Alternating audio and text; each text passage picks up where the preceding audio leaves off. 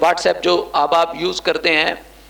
تو اس میں ہماری قوم بڑی پریشان رہتی ہے، جی پتہ نہیں کیا ہوگا، جی پتہ نہیں کیا ہوگا، جی پتہ نہیں ہمارا جو ڈیٹا ہے وہ فیس بک نے کہا ہے، چونکہ فیس بک نے واٹس ایپ کو خرید لیا ہے، فیس بک بڑی کمپنی ہے اور واٹس ایپ کو اس نے خرید لیا ہے، تو وہ چھوٹی کمپنی ہو گئی، اس کے ماتحت ہو گئی، تو اس نے کہا ہے کہ میرے پاس جو آپ کی تصویریں اور ڈیٹا وغیرہ موجود ہے تو وہ میں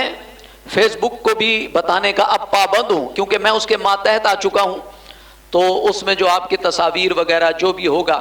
تو وہ اگر واٹس ایپ چاہے گا تو فیس بک پر بھی شیئر کرے گا۔ تو ڈر تو وہ رہے ہیں کہ جن کی ایک تو ہوتے ہیں کاروباری لوگ یا دوسرے ہوتے ہیں گورنمنٹ سطح کے ادارے، تو ان کی خفیہ پالیسیز ہو سکتی ہیں، لیکن ایک مسلمان کی تو کوئی خفیہ پالیسی نہیں ہے، اس سے کیا ڈرنے کی بات ہے۔ یہاں مسلمان زیادہ پریشان ہو رہے ہیں، بالخصوص وہ لوگ جو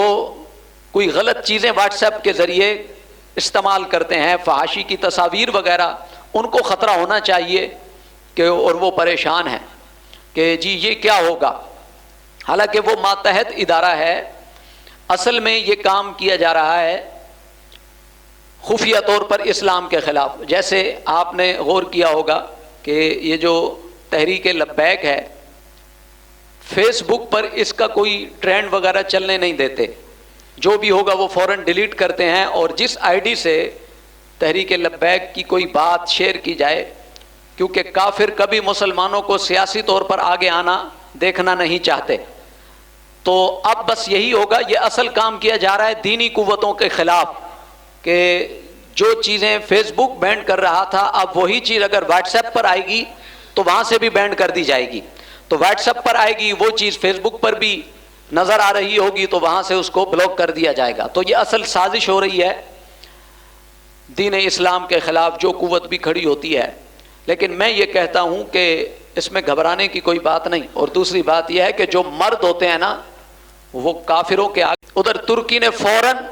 واٹس ایپ کے مقابلے میں اپنی نئی اپلیکیشن لانچ کر دی، اس کو کہتے ہیں اسلام کی قوت۔ وہ گھٹنوں میں نہیں پڑا، قدموں میں نہیں گرا، بلکہ اس نے فوراً اگلے دن سے ہی اپنا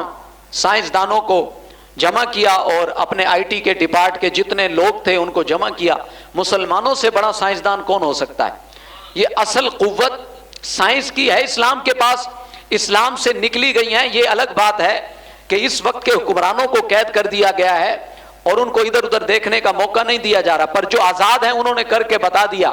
تو کیا پاکستان کے پاس آئی ٹی ڈپارٹمنٹ میں کوئی ایسے لوگ نہیں ہیں کہ جو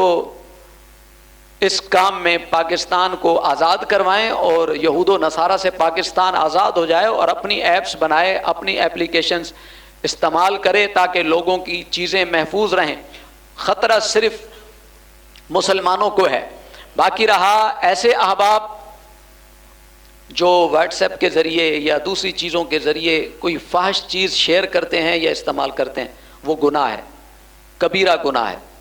اگر آپ مر گئے تو آپ کے بعد جب تک وہ چیز وہاں موجود رہے گی، قبر میں اس کا عذاب آپ کو ہوتا رہے گا، ہوتا رہے گا۔ وہ ایک بزرگ کے بارے میں کسی نے پوچھا کہ اگر آپ کو بابا جی پتہ چل جائے کہ کل آپ کی موت ہے تو آپ کیا کریں گے؟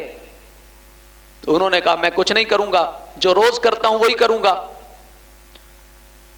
اگر کسی عام بندے سے پوچھا جائے کہ کل آپ کی موت ہو جائے گی آپ کیا کریں گے، تو وہ کہے گا جی میں اب توبہ کروں گا، میں نماز پڑھوں گا، میں تلاوت قرآن کروں گا، آخری دن ہے